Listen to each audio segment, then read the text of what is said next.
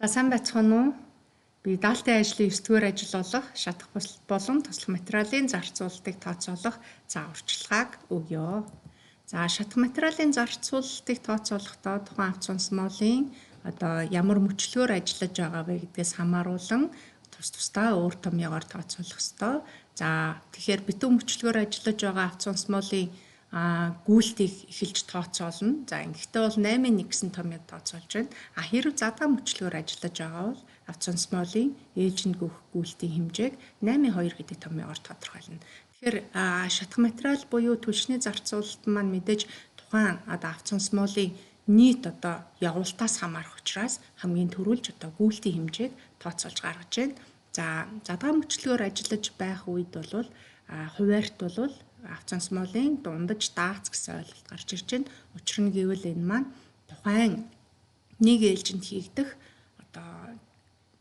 зөөвөрлөгдөх ачааны хэмжээ маань өөр байж болно. Яагаад гэвэл тухайн экскаватораас өөр экскаватор дээр авц сонсмол үйлчилж ажиллах учраас заримдаа 10 м3-ийн экскаватор дээр, заримдаа 8 м3, заримдаа 18 м3-ийн экскаватор дээр үйлчлэх учраас нэг ресэнд хийгдэх бүтээгдэхүүний хэмжээ буюу тээвэрлэгдэх ачааны хэмжээ өөр гарах учраас дундаж дагац гэсэн ойлголтыг гарч ирдэг. Тэгэхээр 8-3 гэдэг томьёогоор тооцоолох нэ гэсэн үг байна.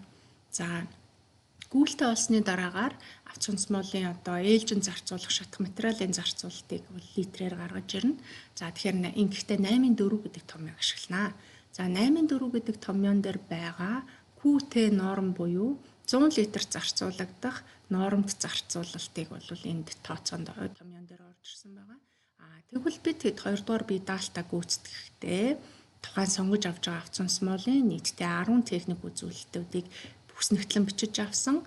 Уг бүснэгтэн дээр бол 100 км зарцуулах нормд зарцуулалт гэсэн үзүүлэлт байсан.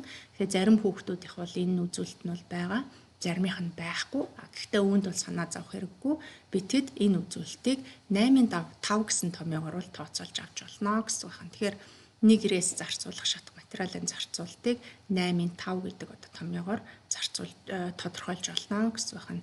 За тэгэхээр энэ яаж байгаа вэ гэхээр ер нь бол нэг рест хийх нэг рес буюу тээвэрлэлтийн замын нийтурт, уурхайн гүн, авц сонсмолын бүтээгдэхүүний коэффициент гэх мэтчлэн үзүүлэлтүүдээс хамааруулаад нэг ээлжинд нэг ресэнд хийх шатах материалын зарцуулалтыг тооцоолоод үүнийгээ 100 км-т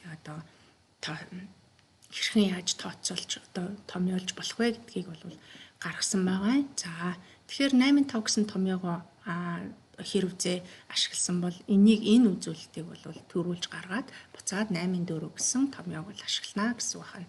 За ингээд 8-4 дэх томьёон дээр 8-2 болон 1 гэсэн томьёонуудаар гаргасан гүйлтийн хэмжээгээ бичнэ. За тэгээд 100 км зарцуулах норм зарцуулалт. За тэгээд маневрлах, гараж дахь нэмэгдэл, өвөл цагийн нэмэгдэл, хөлгүүрийн хуучрал дээр тооцож байгаа нэмэгдэл. За тэгээд шатах материалын хувийн жин гэсэн тогтмол үзүүлэлтүүдийг, коэффициентийн утгуудыг аваад 8-4 гэсэн томьёо гарна. Энэ маань бол литр ээлж гэсэн нэгжтэй хэмжигдэхүүн гарах ёстой гэсэн үг байна. За ингээд ээлжинд зарцуулах шатах материалын зарцуулалтыг харин 8-6 гэдэг томьёогоор бол гаргаж байгаа.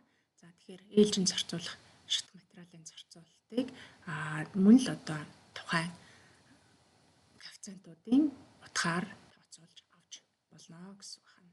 За ингээд ээлжинд зарцуулах шатах материалын зарцуулалтыг тооцоолсны дараагаар туслах материалын зарцуулалтыг тооцоолно. За туслах материал дээр бол туслах материалаас гадна хөдөлгүүрийн тос гэсэн хоёр туслах материалыг тооцоолно. За тэгэхээр шатах материалын 5-8% бол туслах материалын зарцуулалтыг, за хөдөлгүүрийн тосны зарцуулалтыг тухайн шатах материалын 4-6%-аар нь тооцоолж авна. Тэгэхээр энэ хязгаарын утгуудад л авна л гэсэн үг. Та 5.5-аар авч болно, эсвэл 7.8%-аар авч болно гэсэн үг. Тэгэхээр 5-8% гэдэг чинь энэ хоорондох утга бол нэлээд өргөн хязгаарт байгаа учраас та аль болох наривчилж авах нь таны тооцоол илүү нарийн болно гэж үзэж байна.